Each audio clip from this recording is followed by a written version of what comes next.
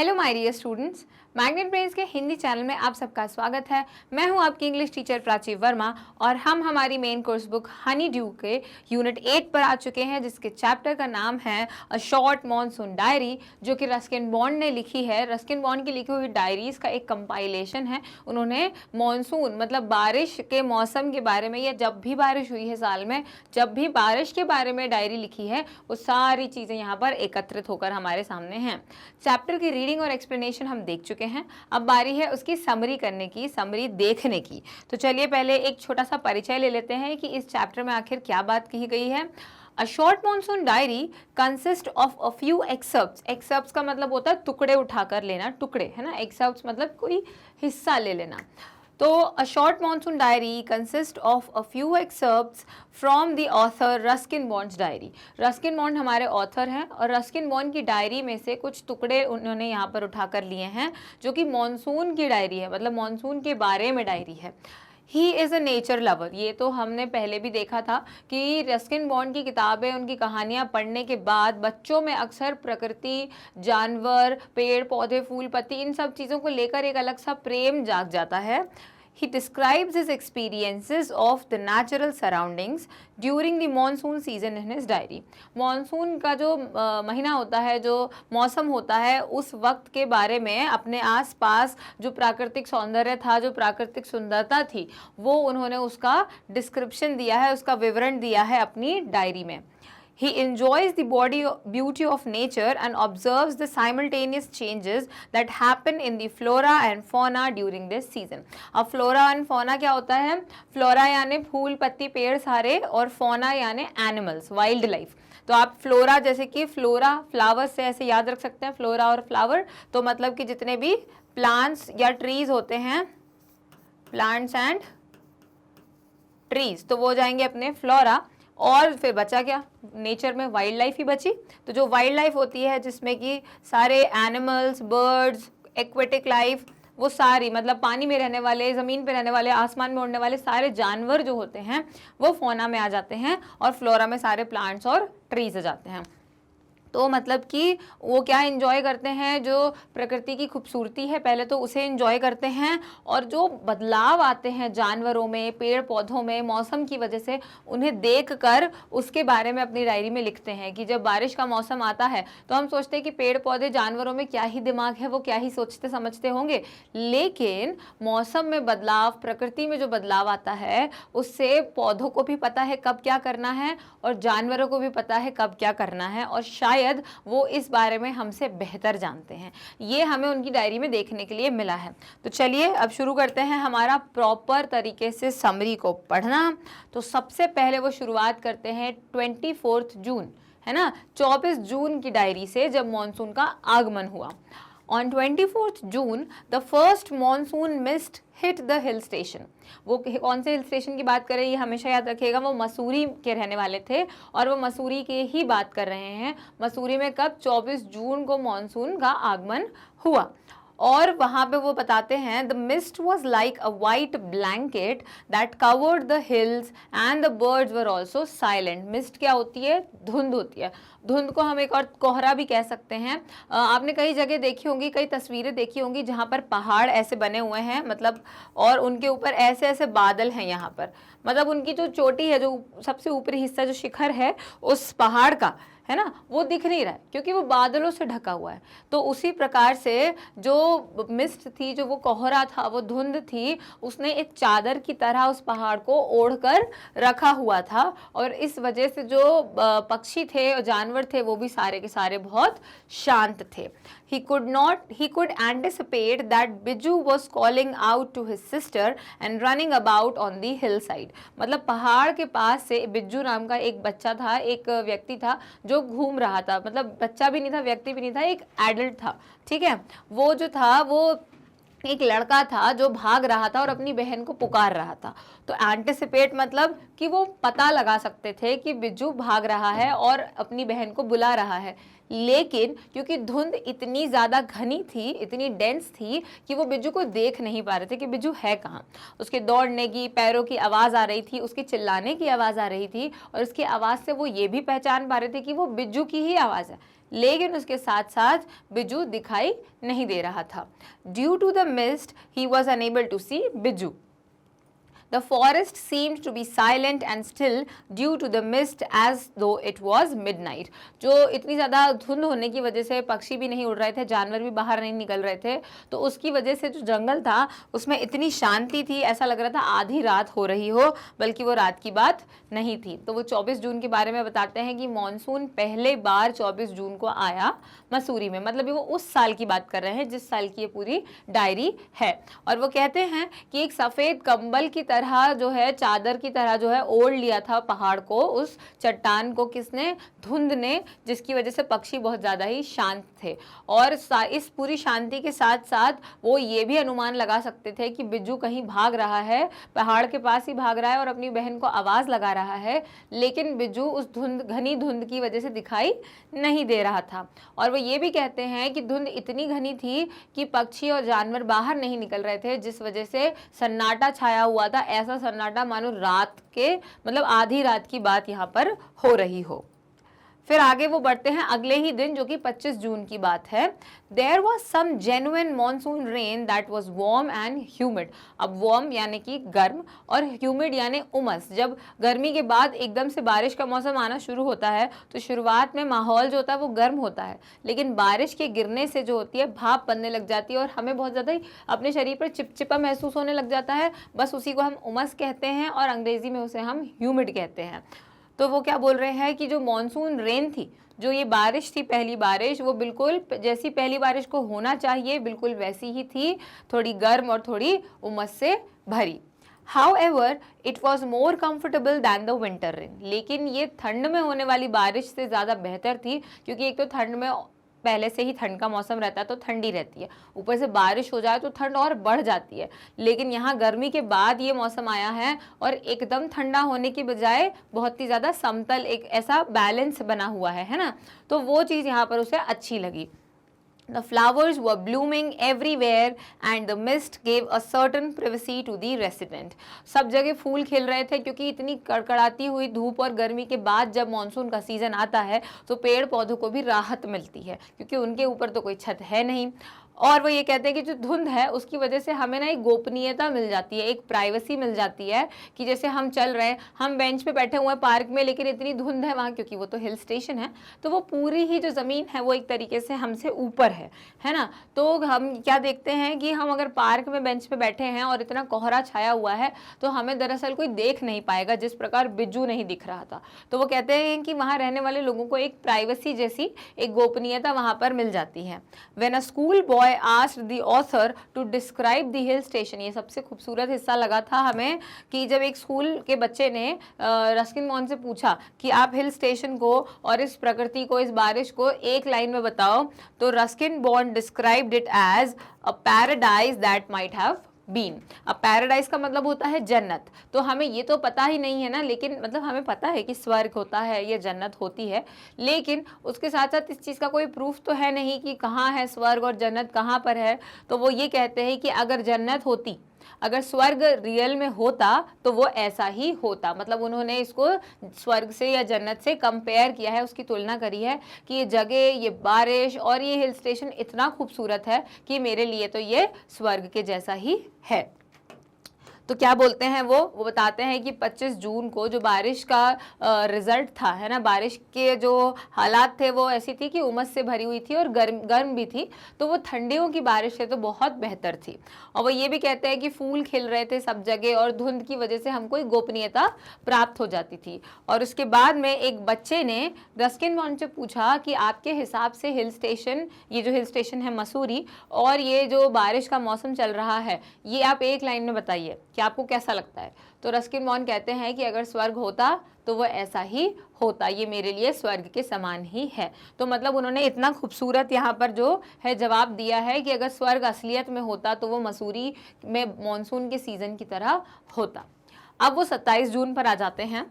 27 जून की डायरी में वो लिखते हैं, the rain brought some seasonal visitors, मतलब कि मौसमी मेहमान आए थे यहाँ पर। जो मौसम के हिसाब से जो मेहमान बाहर निकलते हैं या मेहमान आते हैं वो कहलाते हैं यहाँ पे सीजनल विजिटर्स। जैसे कि leopards and thousands of leches, मतलब तेंदुए तो आए ही थे बाहर जंगल से निकल के, और उसके साथ साथ हजारों जो थी जोंक, लीचेस यानी जोंक जो खून चूसती हैं और शरीर से चिपक जाती हैं और ज़मीन से भी वो चिपक कर ही धीरे धीरे चलती हैं. A leopard was seen preying on several animals and lifting dogs from the neighborhood. Preying का क्या मतलब होता है? PREY जो प्रे होता है, इसे आप प्रार्थना वाले PRAY प्रे से वो कंफ्यूज मत करना, ये प्रे अलग होता है. ये वाला जो प्रे होता है ना, इसका मतलब होता है शिकार. जैसे शिकारी प्रेडेटर होता है और शिकार जो होता है वो प्रे होता है. जैसे लायन, टाइगर, ये सब प्रेडेटर्स हैं, और हिरन, ज़ीब्रा, ये सब जो हैं ये प्रे हैं, ये उनके शिकार हैं. ठीक है, तो प्रेइंग मतलब वो शिकार करने की जो है नज़र से उसे देख रहा था. कौन? वो तेंदुआ. किसको देख रहा था? आस पड़ोस के नेबरहुड के कई जानवरों पे देख रहा था, और उसने कुत्ते भी वहां से मतलब उठा लिए थे उन्हें भोजन बनाने के लिए. The author said that he got habituated with the presence of leeches as they sucked blood every day. तो हैबिचुएटेड का मतलब उनकी आदत डल चुकी थी लीचेस की, क्योंकि ऑथर ने यहाँ पर कहा था, रस्किन बॉर्न कहते हैं कि मुझे थोड़ा सा खून बहाने की आदत डाल ही लेनी चाहिए, क्योंकि हर दूसरे दिन तो लीच मेरे ऊपर चिपक जाती थी. तो वो ऐसा कहते हैं कि उनको अब आदत हो गई है. Some new birds like scarlet minivets also arrived in the area. अब स्कारलेट मिनिवेट करके एक छोटी सी चिड़िया होती है जो उस एरिया में आ गई थी मॉनसून सीजन के आने की वजह से. मतलब उन्हें वो मौसम जो है बिल्कुल सही लगता है कि इस मौसम में हमें यहाँ पर आना चाहिए, यहाँ खाना मिल जाएगा, यहाँ घर मिल जाएगा. अब वो पक्षियों का जिस भी प्रकार का जो रहता है प्लान होता है, जैसे हम एक जगह से दूसरी जगह घूमने जाते हैं कि यहाँ जाने का मौसम सबसे अच्छा कौन है, कश्मीर जाने घूमने का, मनाली घूमने का मौसम सबसे अच्छा कौन है, साउथ में घूमने का मौसम सबसे अच्छा कौन सा है, किस महीने में जाना चाहिए, उसी प्रकार से पक्षियों की भी अपनी वेकेशन की प्लानिंग होती है कि किस महीने में कहाँ घूमने उनको जाना है. तो 27 जून के बारे में वो कहते हैं कि बारिश की वजह से बहुत सारे नए मेहमान आए थे बाहर, जैसे कि तेंदुआ और बहुत सारी लीचेस. जो तेंदुआ था वो कई जानवरों के ऊपर नजरें टिका के रखा था कि कब किसको शिकार बनाऊं, और वो आस पड़ोस के एक आध कुत्ते को भी उठाकर लेके जा चुका था. और लीचेस के बारे में हमारे ऑथर कहते हैं कि ये इतनी सारी लीच हो गई हैं, यहाँ पर इतनी सारी जोंक हो गई हैं कि मुझे रोज़ थोड़ा बहुत खून बहाने की आदत डाल लेनी चाहिए. और स्कारलेट मिनिवेट करके एक पक्षी है जो इस क्षेत्र में अभी अभी आया था मॉनसून के आते ही.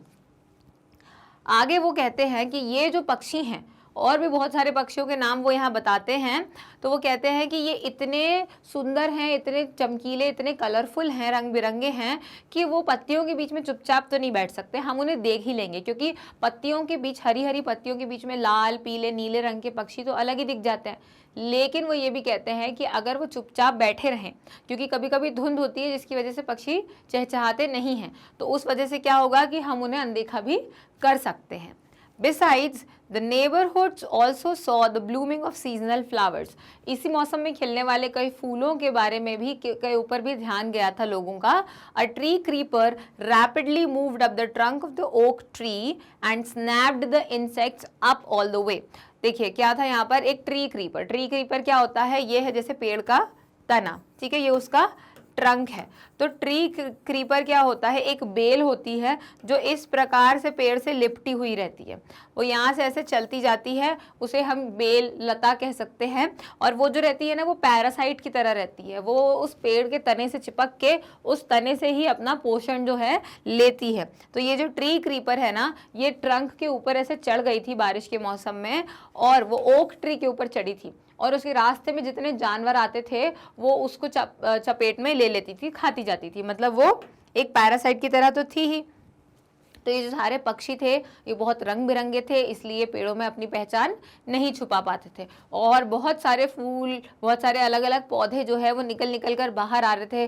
कुछ पौधे जो कि फूल उगाते हैं लेकिन वो इसी मौसम में उगाते हैं, वो अब और ज़्यादा खिलने लग गए थे. और यहाँ पे वो एक ट्री क्रीपर की बात करते हैं जो कि पेड़ पर बहुत जल्दी से लिपट जाती है, चढ़ जाती है, और तने पर चढ़ने वाले जितने कीड़े मकोड़े आते हैं ट्री क्रीपर उनको अपनी चपेट में ले लेती है. फिर वो 2 अगस्त पर आते हैं, 2 अगस्त की रात की बात बताते हैं। It rained heavily and the drumming of the rain on the tin roof dilated him. मतलब उनकी जो छत थी वो टिन की बनी हुई थी, तो उस टिन की छत पे जब बारिश की बूंदें गिर रही थी बहुत तेज, तो ऐसा लग रहा था जैसे कोई ड्रम बजा रहा हो, वैसी आवाज आ रही थी। Although he was inside his cottage untouched by the rain, yet he felt in touch with the rain.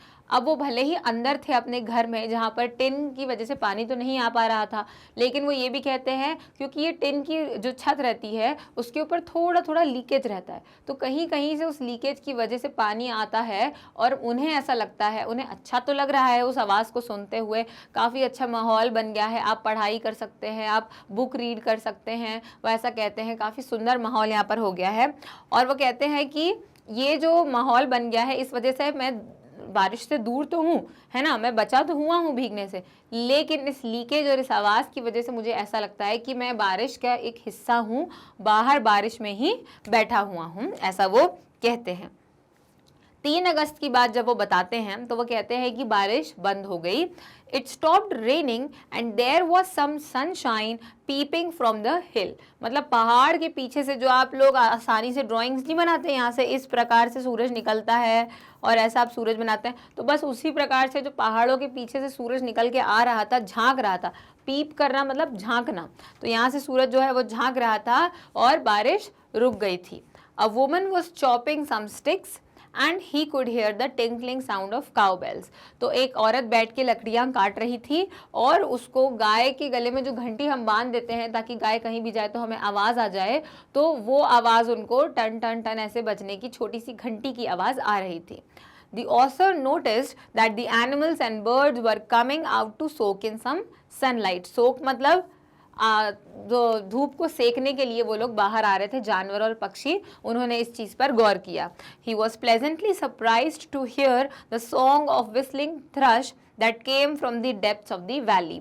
अब वो एक पाइप के बारे में बताते हैं, ड्रेनेज पाइप, जो कि पहले बहुत ही लीकेज के साथ बह रहा था और एकदम से वो बहुत तेज़ बहने लग गया क्योंकि शायद से वो टूट गया था।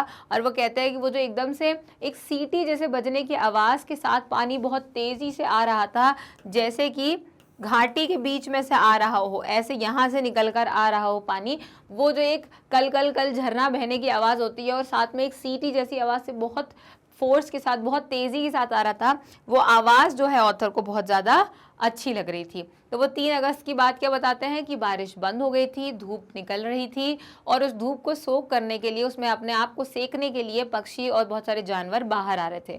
लोग अपनी गाय चराने लेके जा रहे थे और एक औरत बैठ के लकड़ियाँ काट रही थी, शायद वो चूल्हा जलाने के लिए लकड़ियाँ काट रही हो। और जो इतना सारा पानी जो भर गया था इतने दिन की बारिश से, उसकी वजह से जो झरने की तरह कल कल पानी बहते हुए आवाज़ आ रही थी घाटियों में से, वो हमारे ऑथर को, हमारे लेखक को बहुत ज़्यादा भा रही थी, बहुत अच्छी लग रही थी। फिर 12 अगस्त की बात बताते हैं कि उस दिन क्या हुआ कि इतनी ज़्यादा बारिश हुई, मतलब अंतहीन, ख़त्म ना होने वाली, ख़त्म होने का नाम ही नहीं ले रही थी वो बारिश, और जो घाटियां हैं उस पर परमानेंट, मतलब पक्के तरीके से जो मिस्ट थी वो छाई हुई थी, धुंध छाई हुई थी। There had been no sunshine since past few days. वो चैप्टर में कहते हैं 8-9 दिन से उन्होंने सनशाइन नहीं देखी है। Everything around looked very damp and soggy. सब कुछ बहुत भीगा हुआ, उमस से भरा हुआ एकदम, क्योंकि वो इतने दिन से बारिश हो रही थी, वो सब तो ठीक है, लेकिन उसके साथ साथ वो जो गीलापन हर चीज़ में महसूस हो रहा था, उसका कारण ये था कि गर्माहट कहीं से कहीं तक मिल ही नहीं रही थी। The author looked out of the window and noticed a few bobbing umbrella. और वो अपने घर में बैठे हुए खिड़की से बाहर देख रहे थे और उनको कुछ छाते, बॉबिंग मतलब वो लोग छाते पकड़ के ऐसे चलते हैं तो छाते अपने आप में हिलते हैं ना, बस वही चीज़ यहाँ पर हो रही थी जो वो देख रहे थे खिड़की से। तो 12 अगस्त को बताते हैं कि घाटी जो थी वहाँ पर परमानेंट तरीके से धुंध छाई हुई थी, बारिश रुकने का नाम नहीं ले रही थी। कुछ 8-9 दिन हो चुके थे जब से धूप निकली ही नहीं थी और सब कुछ बहुत ज़्यादा ही गीला और बहुत ज़्यादा ही ठंडा हो चुका था, नम हो गया था, उमस भर गई थी सब जगह पर। और वो ये भी कहते हैं कि खिड़की से बाहर उनको सिर्फ लोग बरसाती और छाते में नज़र आ रहे थे। Although it wasn't cold, yet the rain brought a vibrant and lush appearance to the late monsoon flowers. तो वो कहते हैं कि जो मानसून के बाद खिलने वाले फूल रहते हैं उनको और ज़्यादा हरा भरा बनाने के लिए जो बारिश है वो ठंडी तो नहीं ला रही थी, लेकिन उनमें हरियाली और पोषक तत्व जो उनको जिनकी ज़रूरत होती है साल भर में एक बार बारिश होने की, वो यहाँ पर उनको पूरी तरीके से मिल रहे थे। कौन से मॉनसून फ्लावर्स के बारे में वो बताते हैं? वाइल्ड बाल्सम, बेगोनियाज, दहलियास और ग्राउंड ऑर्किड्स। ये सारे फूलों के बारे में वो बताते हैं कि ये सारे मॉनसून में खिलने वाले फूल हैं। By 31st August, the lush monsoon growth had reached its peak and could be seen everywhere. तो मतलब 31 अगस्त तक, मतलब अगस्त के अंत तक जो है सारी हरियाली एकदम सबसे ऊपर पहुंच गई थी, उसकी सीमा पर पहुंच गई थी। इससे ज़्यादा हरियाली हो ही नहीं सकती थी। तो सब जगह जो है एक हरा भरा माहौल उनको दिखाई दे रहा था। The seeds of the cobra lily started to become red. That indicated that the rains were coming to an end. अब कोबरा लिली करके एक फूल होता है जो कोबरा की तरह ऐसा फन बनाया हुआ रहता है, और क्योंकि वो इतना सुंदर है दिखने में फूल है तो उसको हमने कोबरा लिली नाम दिया हुआ है। हमने नहीं, उसका नाम ही कोबरा लिली है। तो कोबरा लिली की जो सीड्स होती हैं, जो बीज होते हैं, वो लाल रंग के होने लग जाते हैं उनके असली रंग से, और इस बदलाव से हम ये पता लगा सकते हैं कि अब बारिश का मौसम खत्म होने वाला है। तो वो क्या बताते हैं कि भले ये मौसम जो था बारिश का, ये ठंड लेकर नहीं आया था, लेकिन जितने पोषक तत्व और जितना पानी इन पेड़ पौधों को, फूलों को, फलों को और फलने के लिए, पकने के लिए चाहिए था, वो बहुत था। तो जैसे कि जंगली बेलसम, बेगोनिया, डहलिया और ग्राउंड आर्किड जैसे जो फूल थे वो मॉनसून फूल कहलाते हैं, मॉनसून के फूल कहलाते हैं, और वो खिलने लग गए थे। 31 अगस्त तक जो है मॉनसून अपनी चरम सीमा पर पहुंच चुका था। उसके आगे हरियाली का कोई काम नहीं था, मतलब हरियाली हो ही नहीं सकती थी, सब कुछ इतना हरा भरा और घना हो चुका था। उसके बाद में वो कहते हैं कि जो कोबरा लिली है उसके बीज लाल रंग के होने लग जाते हैं, और ये एक संकेत होता है कि अब बारिश खत्म होने वाली है। Snakes and rodents had started taking shelter in roofs, attics and godowns as their homes underground were flooded with water. जो सांप और रॉडेंट्स कौन होते हैं? चूहे, हैमस्टर, खरगोश, ये सब रॉडेंट्स होते हैं। तो ये रॉडेंट्स कौन होते हैं? जो सूखा खाना खाते हैं एक तो, उसके साथ साथ वो ज़मीन के अंदर ऐसे गड्ढा खोद के अपना बिल बना के रहते हैं। तो क्या होता है, स्नेक्स और रॉडेंट्स जो होते हैं, सांप और जो ये सारे जानवर होते हैं, ये बाहर निकल कर छतों में, है ना, छत के नीचे, मतलब ऐसी जगह पर जाके अपना घर बनाने लग गए थे या वहाँ रहने लग गए थे कुछ समय के लिए, जहाँ पर उनको पानी से दूर रहना रहे, क्योंकि उनके जो बिल थे, गड्ढे थे ज़मीन में, उनमें पानी भर गया था। तो रूफ तो आप सबको पता है छत रहती है। एटिक क्या होता है? मैंने बताया था, हमने जब इस चैप्टर को पढ़ा था कि घर ना गाँव में कुछ इस प्रकार के होते हैं, है ना। तो ये जो इस प्रकार के घर होते हैं, इनमें अब यहाँ तो कुछ कर नहीं सकते आप, है ना, यहाँ पर आप क्या ही करेंगे। तो ये जो हिस्सा होता है घर का, ऊपर का हिस्सा जहाँ पे कुछ भी नहीं होता है, तो क्या होता है, छत तो यहीं तक होती है ना, यहीं पंखा, लाइट सब लगा हुआ रहता है। जो ये ऊपर का हिस्सा रहता है जो खाली रहता है, वहाँ अक्सर लोग स्टोर रूम बना लेते हैं, वहाँ सामान रख देते हैं ऊपर की तरफ। इसको हम एटिक कहते हैं। जैसे घर के ज़मीन के नीचे बेसमेंट होता है, वैसे ही छत के ऊपर अगर जगह है खाली तो उसे हम एटिक कहेंगे। तो ये होता है एटिक। और गोडाउन तो आपको पता ही है, एक अलग से बनाया जाता है घर सामान रखने के लिए, घर के पीछे एक छोटा सा कमरा बना देते हैं। उनके घरों में ऐसी जगहों पर वो लोग रहने लग गए थे। कौन? स्नेक्स और रॉडेंट्स। On the same day, the author also received a check of a small amount in the mail. और उसी दिन उनको मेल आया, एक ईमेल आया जिसमें उनको एक छोटा सा चेक मिला, जिससे उनको क्या लगा, ये संकेत किस चीज़ का था? रॉडेंट्स में एक होता है श्रियू। श्रियू का मतलब क्या होता है? इंग्लिश में हम उसे श्रियू बोलते हैं, हिंदी में हम उसको छुछुंदर कहते हैं। और ये बताते हैं कि उनके घर में ये कहानी हुई थी कि उनकी दादी बोल रही थी कि छुछुंदर को मारना नहीं चाहिए, उसे भगाना नहीं चाहिए, उसे रहने दो घर में, क्योंकि वो भाग्यशाली होती हैं, है ना, वो भाग्य लेकर आती हैं, वो पैसा लेकर आती हैं। और उसी दिन क्या हुआ, हमारे ऑथर को एक चेक मिल गया। भले ही छोटा अमाउंट था, कम पैसे का था, पर पैसे तो आए। On 3rd October, the monsoon departed and the winter rain began. 3 अक्टूबर को मॉनसून का सीजन, बारिश का मौसम खत्म हुआ और जो है ठंड की जो बारिश है वो यहाँ पर शुरू हो गई। ठंड के मौसम में जो बारिश होती है वो शुरू हो गई। तो सांप और रॉडेंट्स ने वहाँ अपने ज़मीन वाले बिल छोड़कर लोगों के घरों में आके रहना शुरू कर दिया था। यहाँ वहाँ वो जगह ढूंढ रहे थे, छत में, ज़मीन के नीचे, गोडाउन्स में, कहीं जहाँ पर उनको पानी से वो अपने आप को बचा सकें। और वो छुछुंदर की बात भी करते हैं कि घर में छुछुंदर भी घुस गई थी, लेकिन दादी ने मना कर दिया कि उसको भगाना नहीं है। क्यों? क्योंकि वो भाग्यशाली होती हैं। और 3 अक्टूबर को जब मानसून का सीज़न ख़त्म हो चुका था, सितंबर पूरा महीना बारिश नहीं हुई, तो इसलिए हमें सितंबर के बारे में कुछ पता ही नहीं चला कि बारिश का क्या हुआ। लेकिन 3 अक्टूबर को ठंड में होने वाली बारिश जो है वो शुरू हो चुकी थी। There was snow at higher altitudes. Altitude का मतलब होता है हाइट, ठीक है। तो जो ऊंची जगह थी, जहाँ पहाड़ों की जो शिखर था वहाँ पर जो है बर्फ गिर रही थी। After the evening hello storm, hello storm यानी हेल्स यानी ओले, तो ओलों की बारिश के बाद शाम को the sky was filled with beautiful bright golden light, और जो आसमान था वो एकदम गोल्डन सी लाइट के साथ भरा हुआ था, मतलब हल्की हल्की सूरज की रोशनी जो थी वो दिखाई दे रही थी।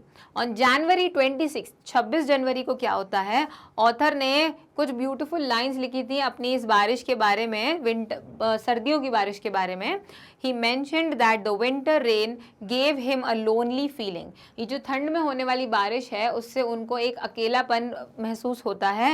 And a friend who was staying with him had also left the place, और उनका एक साथी, उनका एक दोस्त जो वहाँ पे रह रहा था इतने वक्त से, वो भी अब कहीं चला गया है। तो उनको बहुत अकेलापन यहाँ पर महसूस होता है। तो क्या कहते हैं कि पहले तो उन्होंने कहा कि अधिक ऊंचाई जो थी, बहुत ऊंची जगह जो थी वहाँ मसूरी में, वहाँ बर्फ गिर रही थी, और शाम को ओलों की बारिश होने के बाद एक सुंदर और चमकदार जो है एक लाइट से, रोशनी से आसमान भर गया।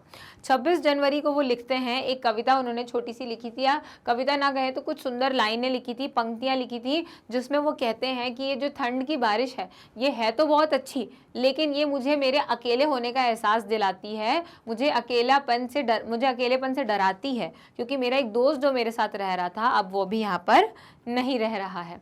और फिर वो कहते हैं He sat quietly surrounded by the rhythm of the rain, but there were no flowers in the winter rain like the monsoon rain.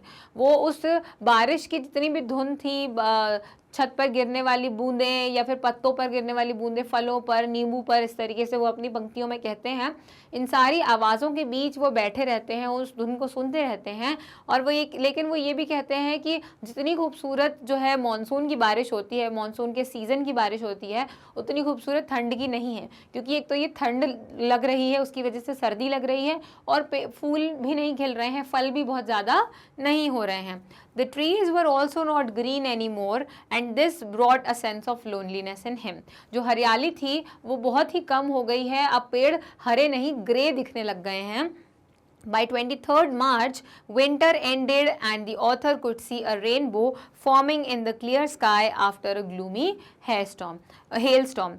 23 मार्च की बात जब वो कहते हैं तो वो कहते हैं कि जो ठंड का मौसम था वो ख़त्म हुआ, और जैसे ही बारिश ख़त्म हुई, ओलों की बरसात हुई, उसके बाद वो आसमान में देखते हैं कि इंद्रधनुष बनने लग गया है। मतलब वो कहते हैं कि ठंड खत्म हो गई है और अब बसंत ऋतु आने वाली है, हल्की गर्मी शुरू हो जाएगी। तो ये जो पूरी धुन में बैठे हुए वो सुनते रहते हैं कि बारिश की बूंदें कहाँ कहाँ गिर रही हैं, उन्हें एहसास होता है कि ठंड के मौसम की जो बारिश है वो मानसून की बारिश जितनी अच्छी नहीं है, उतनी खूबसूरत नहीं है, और वह अपने अकेलेपन का और ज़्यादा एहसास करते हैं। 23 मार्च तक सर्दी समाप्त हो चुकी है और उनको एहसास होता है कि अब बसंत ऋतु आने वाली है, क्योंकि वो इंद्रधनुष को आसमान में बनते हुए देखते हैं। तो हमारा इसका निष्कर्ष क्या निकलता है? This chapter depicts his day to day experience in the midst of the rainy season in Mussoorie. Mussoorie का जो बारिश का मौसम था उसका हर दिन की डायरी इनने लिखी हुई है, starting from the monsoon till the end of the winter season. Monsoon बारिश के मौसम से जून से शुरू होकर